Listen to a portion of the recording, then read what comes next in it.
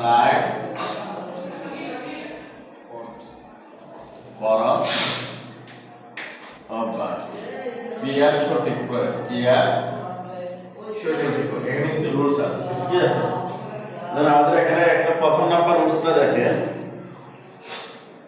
material noun এবং abstract noun যা চোখে দেখা যায় শুধু অনুভব করা যায় অথবা পরিমাপ করা যায় এয়ার এয়ার শব্দের অর্থ কি বাতাস বাতাসকে আমরা চোখে দেখি হেয়ার চুল চোখে দেখি তবে গণনা করা যায় না গণনা করা সিফাতের মাথায় কতগুলো চুল আছে আমাদের সারাদিন চেষ্টা করি বাইরে কথা হচ্ছে এই যে air hair smoke oxygen water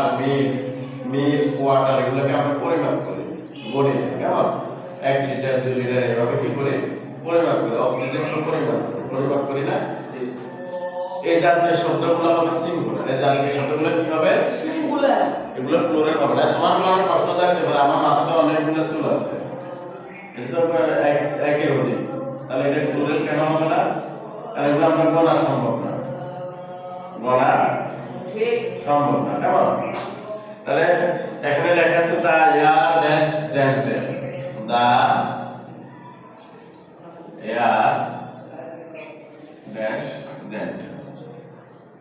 তাহলে এয়ারটা এখানে আমরা সিঙ্গুলার ধরবো না প্লুরাল ধরবো সিঙ্গুলার ধরবো তাহলে the air is gentle the air is gentle আমি মৃদু ভাষা কেমন ইজ হচ্ছে আমরা এখানে দা এয়ার সাবজেক্টটাকে এটাকে সিঙ্গুলার দিলাম কি দিলাম সিঙ্গুলার এটা একটা অ্যাবস্ট্রাক্ট নাম এটা তুমি চোখে দেখবে না শুধু অনুভব করবে তোমার গায়ে লাগলে অনুভব করবে কেমন এরপরে হেয়ারের একটা উদাহরণ আছে দেখেন হার হেয়ার ড্যাশ ব্ল্যাক আমরা লিখলাম হার হেয়ার তার চুল ড্যাশ ব্ল্যাক এখন যদি সিঙ্গুলার হয় ইজ বসবে প্লুরাল হলে আর বসবে এখন হার হেয়ার এখন এখানে তোমার হেয়ারটা হচ্ছে সাবজেক্ট কেমন এখানে হেয়ারটাকে আমরা কি ধরবো আর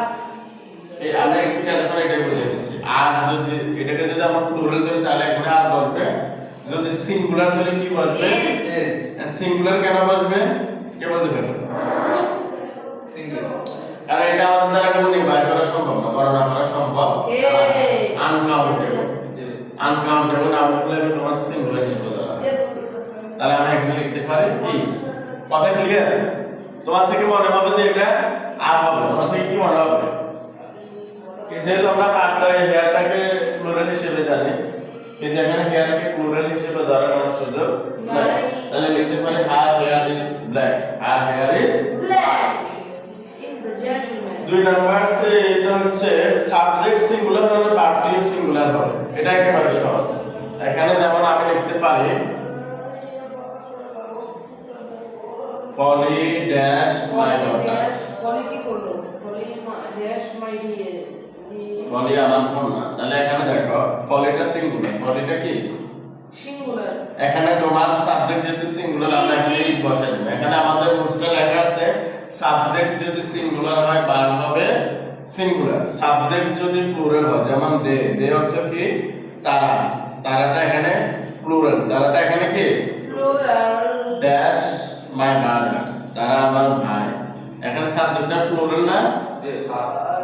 তাহলে তোমার ভার্ব কি হবে দে আর মাই ব্রাদার্স তারা আমার তাহলে তোমার সাবজেক্ট এই যে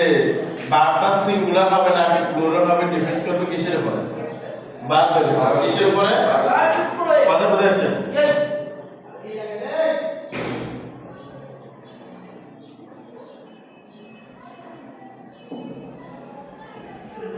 এরপর অ্যাডজেক্টিভের পূর্বে ডিটারমিনান্ট দিয়ে যুক্ত হলে ভার্ব প্লুরাল হবে যেমন এখানে লেখা আছে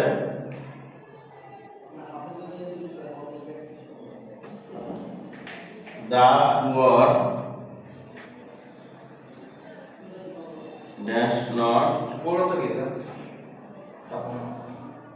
always unhappy always unhappy খেয়াল করেন এখানে একটা জিনিস খুব ভালো করে খেয়াল করেন পুয়ার অথবা গরিব কেমন এটা হচ্ছে অ্যাডজেক্টিভ এটা কি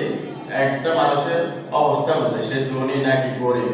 সে কি অবস্থা আছে অবস্থা নির্দেশ করে কেমন এই পুয়াটাকে দিয়ে দ্বারা কি করছে হ্যাঁ